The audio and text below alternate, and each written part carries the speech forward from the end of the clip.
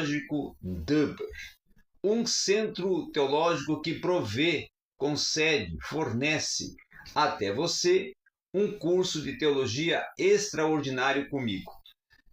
Que tenho já 30 anos de docência teológica, sou conteudista, sou escritor, tenho uma vasta experiência dentro de todo o contexto e amplitude da teologia e também das outras áreas que dialogam com a teologia, tendo em vista que sempre trabalho com uma visão interdisciplinar, e trago a você a oportunidade de fazer um curso teológico comigo.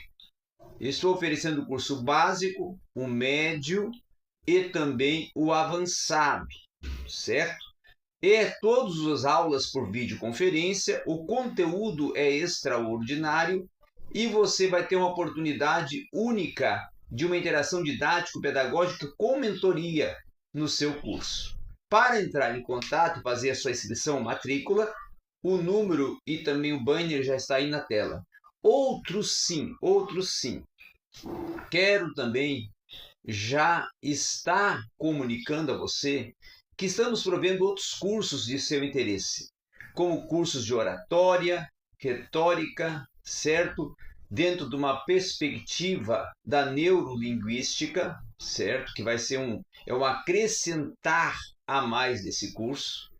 Também estamos provendo um curso extraordinário de escatologia, para você percorrer comigo a todas as correntes, escolas escatológicas e depois estudarmos eventos por eventos distintos, tá?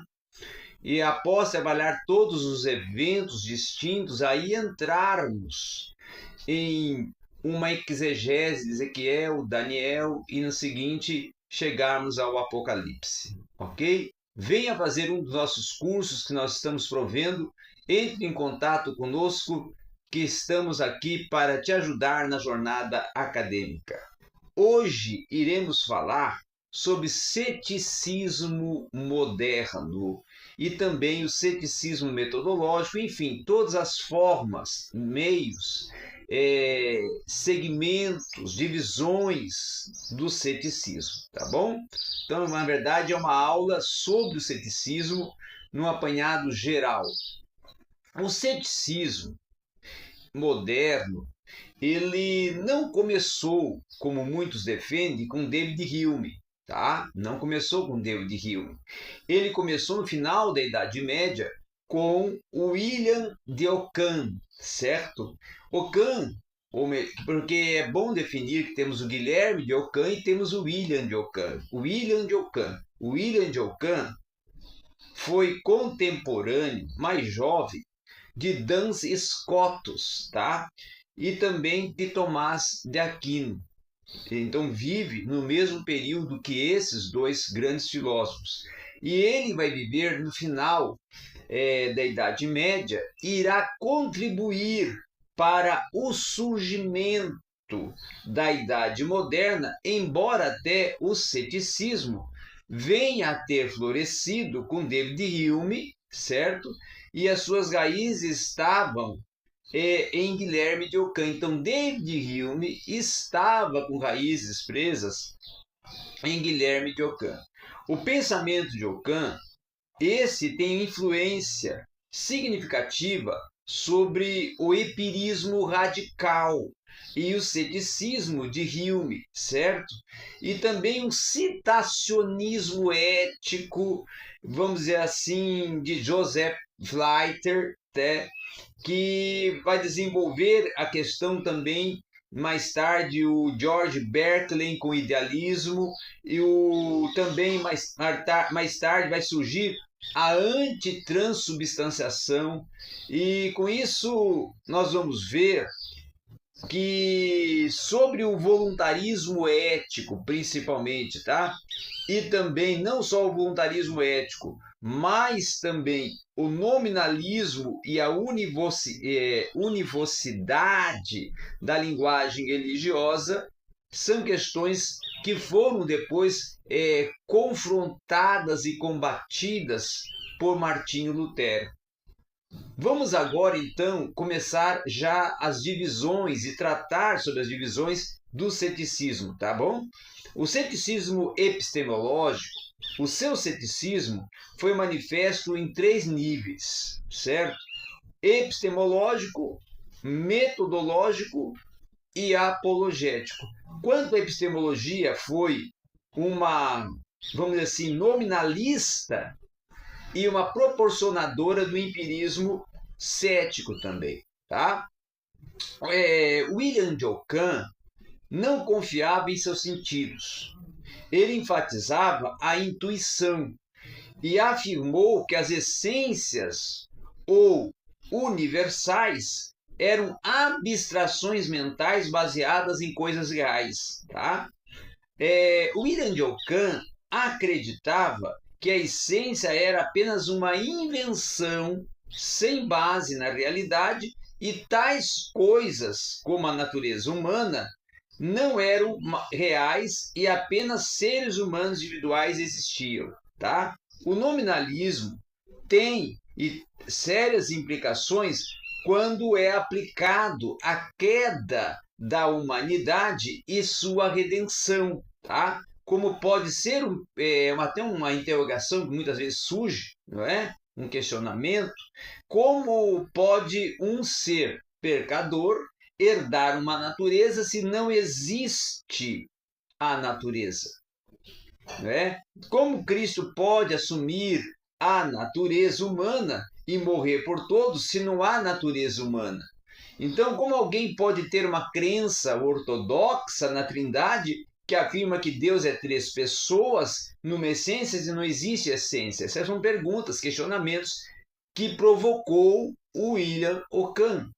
Então, Ockham argumentou que, como Deus era onipotente, podia fazer qualquer coisa.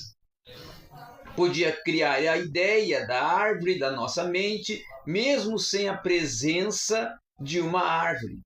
E isso, é claro, rebaixou a crença no processo de conhecer algo. Então, a pessoa podia conhecer, com certeza, algo que não existia. Tá? Deus não podia criar a ideia de um mundo nas nossas mentes, segundo a proposta que estamos vendo que foi defendida pelo William Ockham. Tá? Agora, uma outra questão que também de grande importância e valia é nós vermos que o William Ockham também vai trabalhar questões mais voltadas a tentar, de uma forma ou outra, tá? Trabalhar com um confronto até a René Descartes. Tá? A René Descartes. O ceticismo metodológico de Ockham também supôs um princípio, certo, de economia de causas, conhecido como a navalha de Ockham, certo? Esse instrumento, inclusive, também provou ser útil para os céticos posteriores com o seu princípio de simplicidade, tá? Ou até de economia de causas, apesar de a afirmação de Ockham ser não multiplique causas sem necessidade. Então, ela não foi popularizada, corrompida pela ideia, mas a causa mais simples e a melhor explicação, o qual foi procedida, é que quanto menor, mais verdadeiro isto é. O mais simples é o verdadeiro, tá? Quando isso é combinado, vamos dizer assim, de onipotência, ele vai dizer que aí as consequências, tá, vão ser desastrosas pelo fato de que, segundo ele, Deus poderia criar a impressão de que há um mundo físico sem que haja essa explicação, então, seria simples, verdadeira, segundo ele, e essa realmente era a conclusão também que foi defendida pelo bispo Berkeley, que mais tarde levantou essa tese e a defendeu. O ceticismo apologético, esse William Ockham, que não era cético em relação à existência de Deus, que era um teísta, ele, no entanto, propôs um ceticismo que minou a defesa apologética do teísmo, porque as suas objeções ao argumento cosmológico anteciparam a Hume e Immanuel Kant. Tá? Ockham levantou pelo menos 3 dúvidas com relação ao argumento cosmológico. A possibilidade de uma série infinita. Ockham negou que a regressão essencialmente relacionada era infinita de causas. Tá?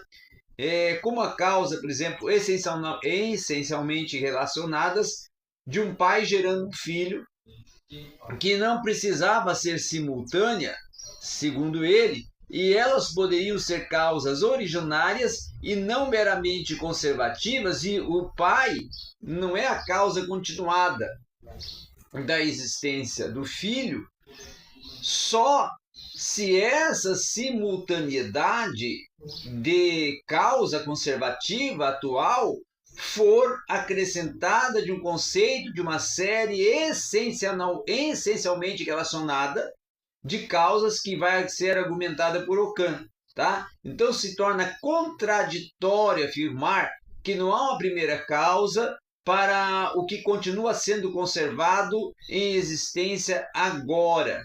Portanto, o argumento cosmológico ele é válido em referência ao que existe, mas não para em qualquer criação original. Certo?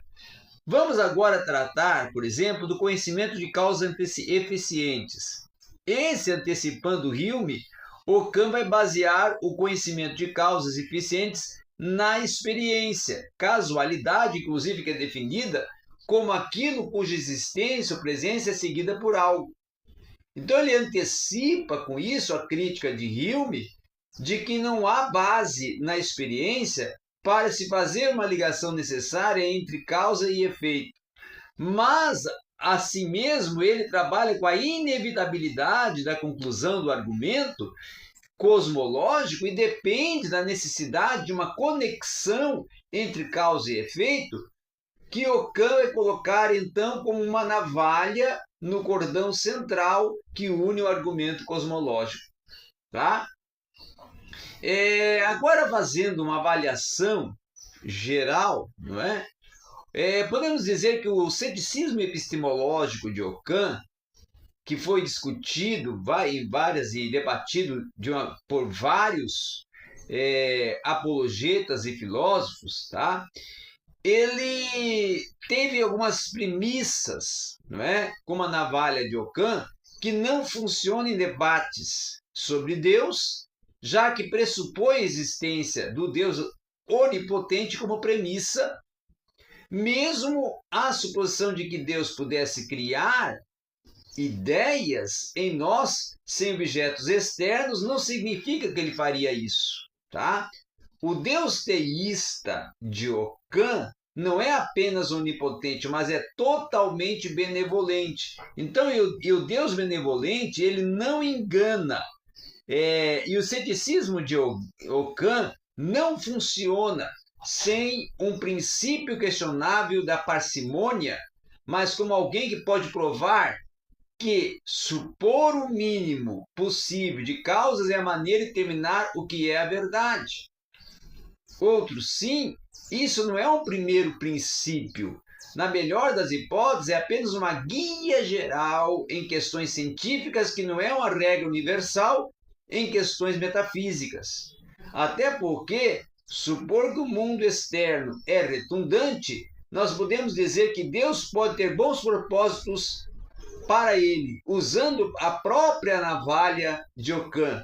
Pode dizer-se que é uma explicação mais simples até de admitir que o mundo objetivamente real envia impressões a todos que supõe Deus precise criar impressões de todo ser humano individualmente. Então, a explicação de Ockham de que Deus criaria ideias e que criou ideias diretamente de um mundo externo em todo ser humano é denominada de Deus ex machina, Ockham invoca então o sobrenatural para salvar a sua conclusão do colapso, mas, mais uma vez, é mais simples nesse caso dar uma explicação de contexto natural do que invocar uma de âmbito sobrenatural. Então nós podemos ver que tem muitas falhas, muitas inconclusões, controvérsias e desconexões e até desassociações nas propostas dos ceticismos levantados e defendidos pelo William de Ockham, certo? E também pelas algumas influências que ele obteve, como também do próprio Guilherme de Ockham, não é? De alguns contrapontos com o David Hume, com o Tomás de Aquino.